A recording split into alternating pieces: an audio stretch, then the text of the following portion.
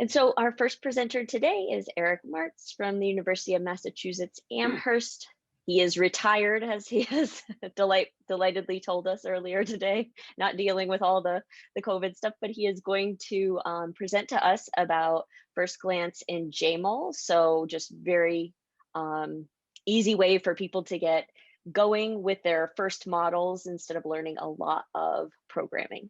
So Eric, I'll let you share your screen if you'd like and get to it. Okay, Kristen, thank you so much. I'm the principal architect and coder of FirstGlance and Jmol. You'll get a better idea what it is as I go along. But I just want to mention that I've had many productive collaborations with Chaim Perlusky, Frieda Reichsman, Angel Haraiz, Bob Hansen. Who am I leaving out? Oh, Joel Sussman, who's not here yet, I guess, today. A lot of people have contributed a lot, and I will say Frieda's input in terms of user friendliness has been fantastic over the years. So ease of use is the main goal for this. It's a software package that allows you to explore and helps you to understand any macromolecular structure. So as you probably know, there are over 170,000 published structures now in the protein data bank.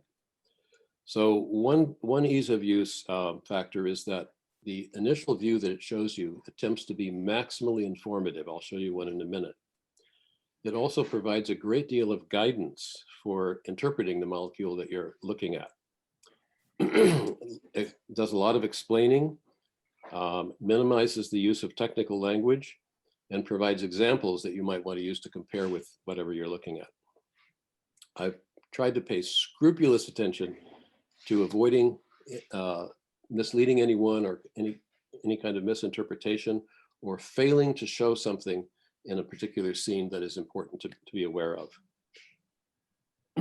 I've also tried to explain the methods clearly. So for example, it shows you interactions that are likely to be, they're deemed putative, hydrogen bonds, cation pi interactions, salt bridges, van der Waals interactions, and so forth, and explains what criteria are used for each of those.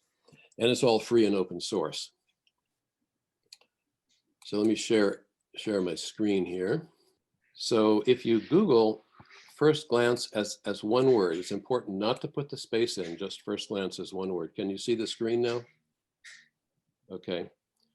Here it is, the third hit, so that's typical. And when you click on the FirstGlance and Jmol, this is the main screen. And really all you're doing here is telling it what molecule you want to look at. So as you probably all know, I'm sure you all do, that in the protein data bank, each entry has a 4-character accession code, and you enter that here. Or if you have your own model, for example, maybe you've constructed a homology model at Swiss Model or someplace like that, you can upload that. Or if you modified a model, you can upload your own PDB file. When you submit your code, FirstGlance will open a new tab and load. And here's that initial view, which I've attempted to make as informative as possible. It's very helpful if you read the introduction over here, which says the initial display is cartoon plus ligands, and each of those is linked so you can find out what that means in more detail. X marks non-standard residues, of which there is one in this case. Regions with the 5 residues missing are marked with empty baskets. What's an empty basket? Well, here's a picture of one, but you see this funny looking thing here. Can you see my mouse cursor? It's important, great. So this is what I call an empty basket. It means that some of the amino acids that were present in the experimental material and crystallized for this X-ray crystallographic determination were so blurry in the electron density map that the investigators decided not to put any coordinates for those residues. So they're present in the protein that was studied, but absent in the model. And I have to say that I think a great number of people who are looking at these structures in other software packages may not be aware that there are missing residues. And sometimes there are dozens, scores, or even hundreds of missing residues in a larger structure. It's obviously important to know that those are missing. As far as I know, FirstGlance is the only package that makes it obvious at the outset that you need to be aware of some missing residues. continuing here, it says the 5 residues with incomplete side chains are marked S-. You can probably see down around the bottom here some S-. These are amino acids with longer side chains like glutamic acid, where the atoms at the end of the side chain are actually not in the model. And again, for example, if you're looking at charge distribution, that's going to mess you up. So you need to know that. And then obviously, I think you can all surmise that this is a DNA double helix. And here it looks like alpha helices. So this is protein over here.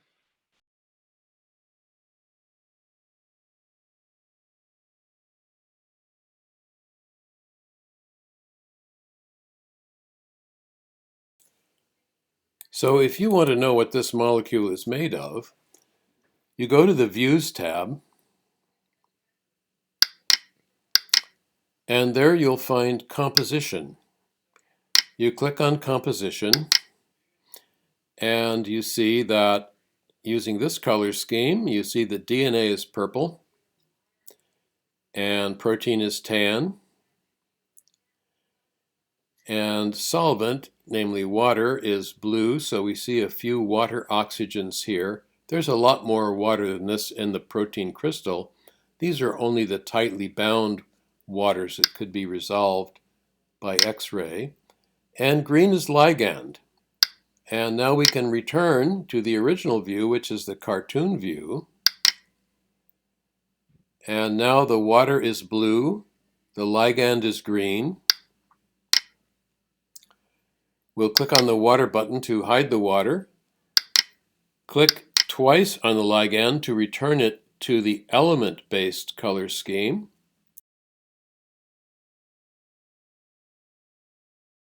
And then we have these 2 objects here, which are shown in spacefill atom rendering, colored by element, which we'll see in a minute, the color key. And so these are things that are not nucleic acid or protein. These are ligands. So what are the ligands? Let's scroll down here. Just point out that the general organization here is up here you have various actions that you can take, and down here is where help appears, and sometimes sub-actions that you can invoke. So we have information about the molecule. We have a whole set of views here that show you things that you'd probably like to know about any protein you're looking at, a bunch of tools for further exploration, and so forth. So let me also mention that FirstGlance is what you see over here. It is a wrapper for Jmol. Over here, you're seeing Jmol, and actually this is the JavaScript version of Jmol, an incredible coup that Bob Hansen pulled off to convert the Java implementation to a Java-free mode that works in the browser without installing Java and so forth. So Jmol is a project that's been going for many years independently of me. I've had very little input into it. This is my contribution over here as the wrapper, the user interface to Jmol.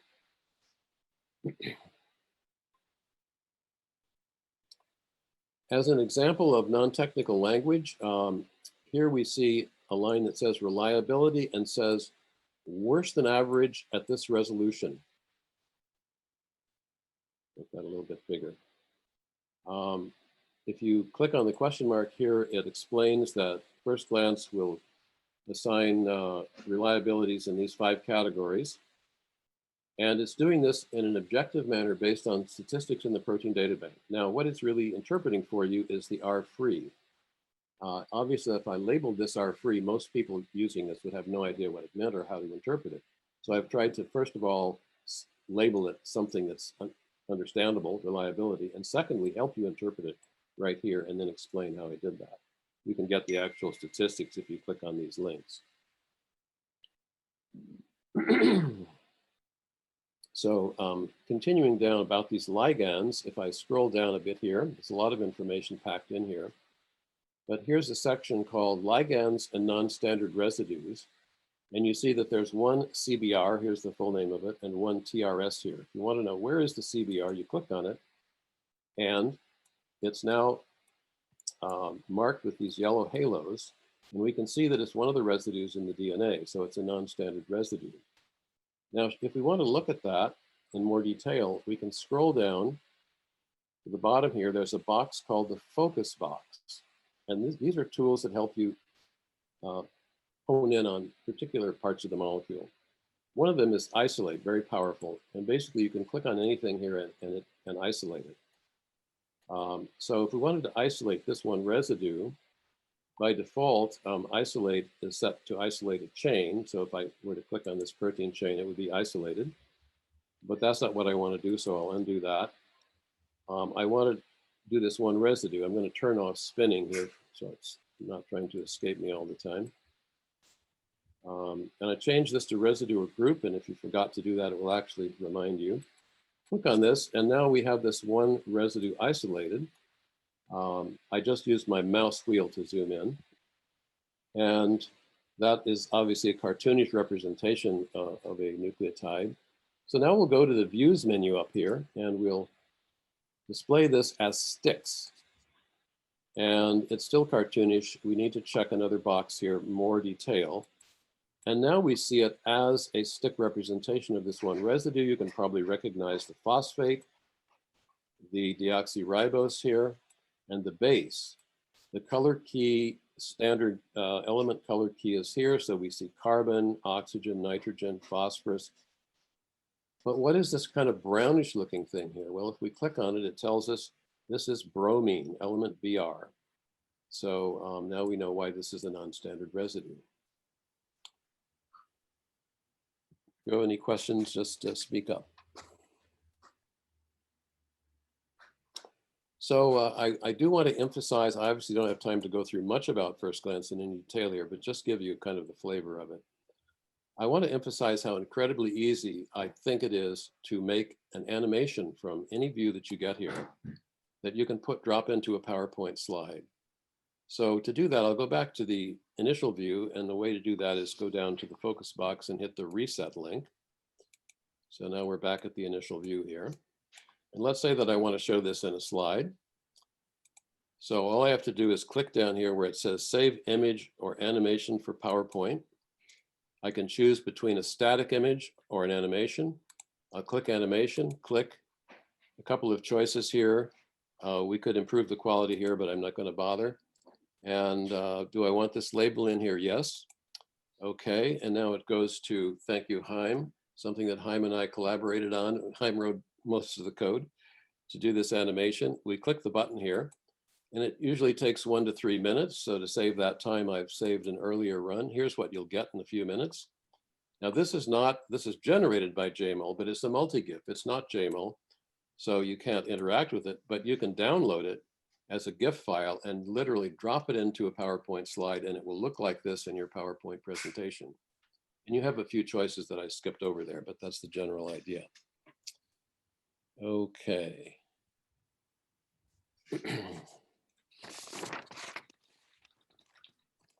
So how did I arrive here? In 1997, go back to this view.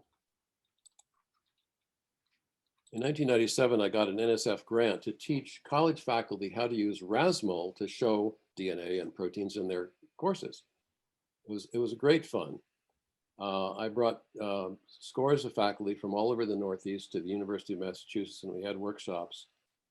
You were involved at that time, Frida? I think so. And yes, I think I was, Eric. Thanks to you, I did get involved early. So what was really an eye-opener was that a year after I trained them how to use RasMol, which is command language, they came back and we talked about what they had done in their courses. But what I learned from that was none of them could use RasMol anymore. They couldn't answer the simplest question. They couldn't see how many chains were there. They couldn't find the ligands. Why? Because the command language is too hard to remember. These are people, like most researchers and most educators and almost all students, who are only going to do molecular visualization a few times a year, at most once a month. And they can't remember all that stuff. So they were disempowered. And I feel that if people teach PyMOL, they're doing the same thing. PyMOL is fantastic for a structural biologist who uses it every week and can remember all the little tricks, but it's very user unfriendly. So In the early 2000s, I was building Protein Explorer, which was great for the time it lasted, but it was built on QIIME, which was not open source, and ultimately fell apart. So did Protein Explorer. In 2005, I started FirstGlance, actually with encouragement from Nature, who used it for many years to show molecules in online Nature publications. And so it's been 15 years now of almost continuous development of FirstGlance. And I want to mention that FirstGlance and Proteopedia synergize in a wonderful way. So I was able to simplify FirstGlance by using canned color schemes and renderings. You cannot customize the scene in FirstGlance. So in this scene here, if I wanted to change the green chain to magenta, or I wanted to show this as sticks and that as balls, I can't do that. I can't customize it. It's trying to show me an easy way to understand what I'm seeing, but it's not allowing me to customize. So basically what you want to do is use FirstGlance to understand the molecule. And then once you understand it, go to Proteopedia and show specific things that you want in customized scenes. Proteopedia is by far the easiest place to make a customized molecular scene, and it's immediately online for anyone in the world to see. It's fantastic. I will say, if any of you are interested in getting started with FirstGlance, I've tried to make it self-explanatory, but it's obviously easier if you're working with somebody who's familiar. So I'd be very happy to have one-to-one Zoom sessions with any of you who would like to do that. Finally, I'll just mention a couple of things. First of all, I put online the today's little presentation. Where is it here? It's in Proteopedia, and you get to it by biomolviz.molviz.org. So that takes you to this page, and then if you click this first link, you get today's little outline. So I want to mention that, of course, I've been teaching structural biology. I should mention that I'm actually a cellular immunologist, but 25 years ago I got sidetracked permanently, made a new career. But so I've developed a lot of lesson plans, and the general gist of these is each student or each participant, sometimes they're researchers, chooses a different molecule. And then I give them a list of questions that relate structure to function and ask them to answer those using images, either snapshots or animations that they get from FirstGlance. And I ask them to put those in a set of slides with answers to the questions about how these relate to the function of the molecule, and hand those in for grading. Anyway, these lesson plans are online over from many years going back for different levels of students, undergrads, grads, and so forth. And you're very welcome to take any of these and adapt them in any way you want for your own use. Thanks so much, Eric. Is there something worked in where, like if you have like many of the asymmetric unit, does it simplify that automatically, or would that be a time when you'd want to like just change your file yourself and upload it for your class to look at? I think your question related to asymmetric units and biological units or biological assemblies, yes. So I've chosen to show the asymmetric unit initially. Proteopedia shows the biological unit initially. But in the, well, I could show you the screen again, but in that molecule information panel, there is a big entry about biological assembly. And if you click on that, Michael Palmer in Canada has written a very wonderful website that will generate the biological unit with properties that unfortunately the Protein Data Bank does not do. Namely, if you have to duplicate chains, each chain is given a different name, so they're easy to deal with and so forth. So yeah, you can get the biological unit quite easily, and that is very important. Did that answer your question? Yeah, Kristen, thanks for asking that. That's a good question. I was just going to comment. I'm impressed with this. I've glanced at it a couple times over the years, but one of the courses I teach is a 200 level cellular and molecular biology.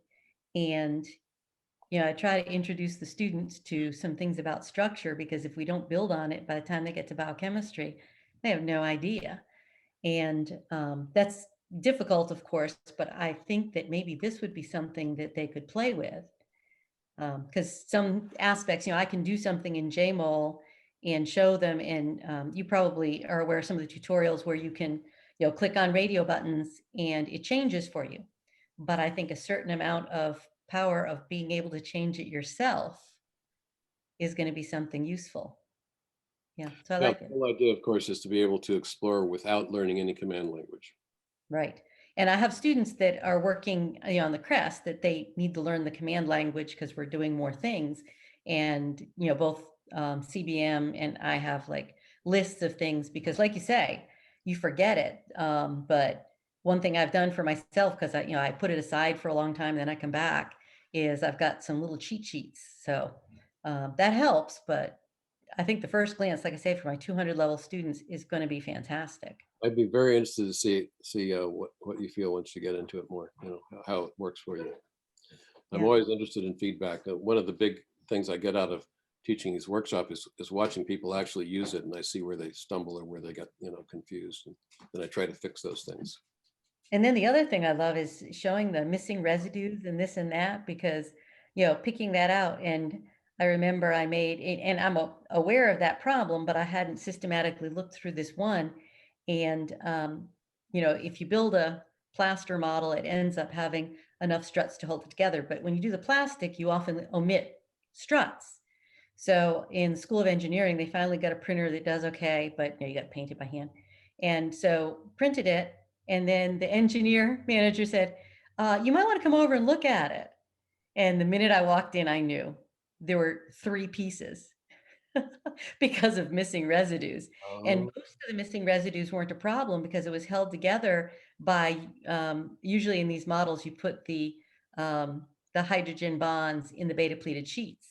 So much of the molecule was held together, but these other pieces, and I just looked and laughed, and he says, well, what is it? I think, because he's not a biologist, he says, I think there's different subunits. I said, well, let me explain. That's amazing. That's a good story. So I wanted to tell you about a lesson plan I did maybe 12 years ago with FirstGlance and Jmol. And it's probably easier now because it's more developed. In the chat, I put a typical question in there. So what I love is that you can quickly see the chemical surrounding of a residue. And when you talk about tertiary structure, in this question, I'm asking, find the first arginine with a residue number higher than 50, and then look at all the side chain nitrogens and see what kind of contacts they make. And the twist for this was I had a class of 50 students and I gave them all a different protein. So they all had different answers. So they couldn't copy from each other, and I was confident that the user interface was easy enough that they could do this at home. So I have a couple questions about a hydrophobic residue and what the contacts are, the surrounding, and then this arginine. And students would get different answers. They would either say it's solvent exposed or it makes a salt bridge or what have you, right? Because I had 50 different structures. They were all ATP binding proteins. So I have another couple of questions about binding to ATP and how the different parts of the ATP are situated in the ligand binding site. But anyway, I was confident enough that the students could do that at home without having to meet in the computer lab or anything. I would just show them in lecture, and then they would go ahead and do this on their own individually, not in a group of 10 where you can help each other, but really individually. That was fun. I think one of the most powerful, probably the most powerful tool in FirstGlance is what's called contacts and non-covalent interactions, where you click on something, a single residue, a chain, or a region of a chain, whatever you want, and a ligand, and then it shows you all the contacts to that and the putative non-covalent bonds that would be involved. And you can, in fact, because those are often fairly complicated images, you can divide the non-covalent interactions into 7 categories and show one category at a time. For example, water bridges versus hydrogen bonds that do not involve water versus hydrophobic interactions, salt bridges, etc.